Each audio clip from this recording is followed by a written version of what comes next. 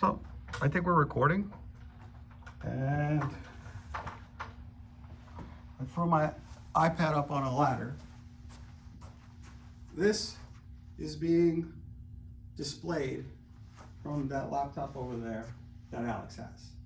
And Alex, give a little tour of the data core that was built in Airtable, which we anesthetized right now, brought it down to 0 new ingestions, right? Yeah. And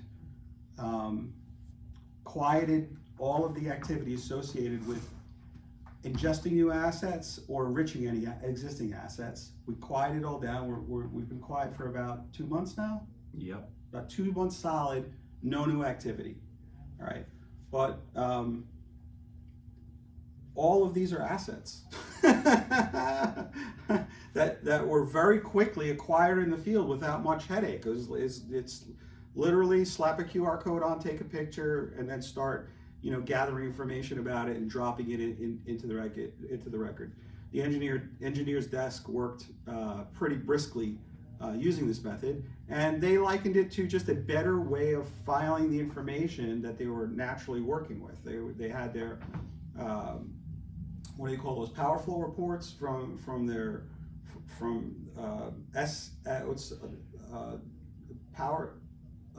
what's our two pieces of software we use? SKM and PowerDB, maybe? No, there's 2 pieces of software we use at the engineering desk for calculating curves on breakers and whatnot. Christian uses it every day. I can't remember the name. It doesn't matter. Just to show you I'm real. It don't matter. So any piece of information, spec sheet, drawing sheet of the switchgear, the original purchase order, the transportation company, field photos when they were stored. These are all test equipment. Yeah. So these are all service tickets attached to those assets. We've got over 1,000 assets, but we've got like 3,000 plus service tickets attached to those assets, because that's the records. Like that's what's happening to it.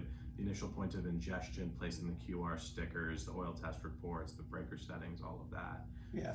Nearly 4,000 service tickets, and that all gets relationally, marked to the assets themselves. Yeah. Yeah. Yep. In reality, for our approach, it doesn't matter if it's a piece of switchgear or if it's a piece of test equipment. It doesn't matter. It's all relational information that you're creating records to, and then you could create ties between the records. Mm-hmm. And you could demonstrate. So you built an interface view. The underlying information percolates up, and then you create a dashboard so you can start to navigate it. So here you got all of your assets that you're flipping through in the database, Mm-hmm. right? Yep. And these assets can be opened up, clicked through the same way that the data layer can be.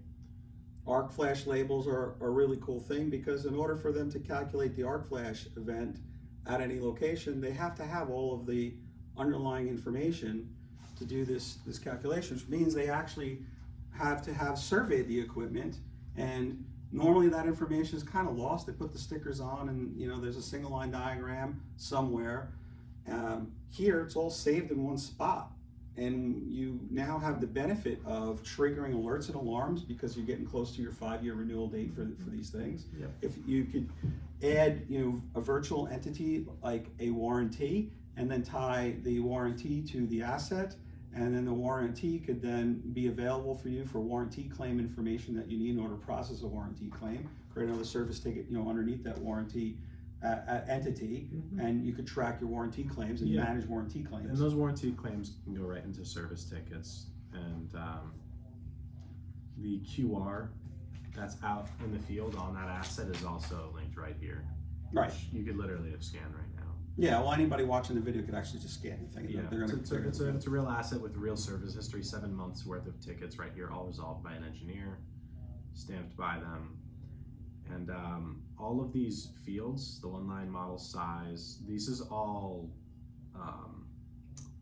relationally tied to the asset type. So you're not seeing specifications and requirements like that are for a different asset class. You're not going to see breaker settings on a transformer, but it's all pulling from the same table. And Which is a big thing. It's a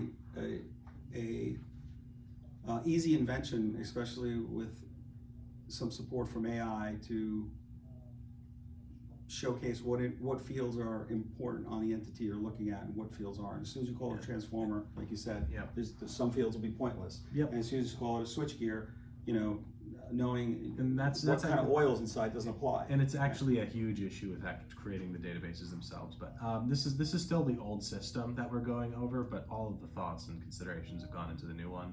This is like the archaic version of how we marked up a one line. Yeah, well, you pulled in a PDF and then you just simply, created links to the underlying assets. Yeah, so you can go from a PMH, trace it down to, I don't know, the sectionalizer between the PMH and transformer, and then that actually goes directly to the record. Well, the nice thing you could do is you could just email out the link to that Yeah, this link works. that PDF that's marked up. And this so link that- is the QR. Yeah, well, for the first time ever, you get a PDF, which is your single line, Yeah. where you could click on the asset and open up the asset. Yeah, and and all the information's there. Not only can you open it up, but you can talk directly to the engineer whose like eyes are on that site, because the service ticketing is done directly through that window. Right. too. If you make any type of Yeah. service ticket, the engineer of record associated with this project or that specific asset on an asset level will immediately get the alert and alarm. Yep. Yeah. Yeah. That was all working fine. We worked with Ingenuity Global as the primary external engineer engineering firm that we worked with. Otherwise, it was our internal engineers. Yep. But when the clients saw this, they lost their mind. That we had all of that information. They call us up. They would ask questions about their generator or their transformer, and we would be able to answer it in seconds. Where it would take people a long time just to find their original drawings. There's embedded AI in these databases now. It's just part of the service that everyone's offering because it's cheap and accessible to do.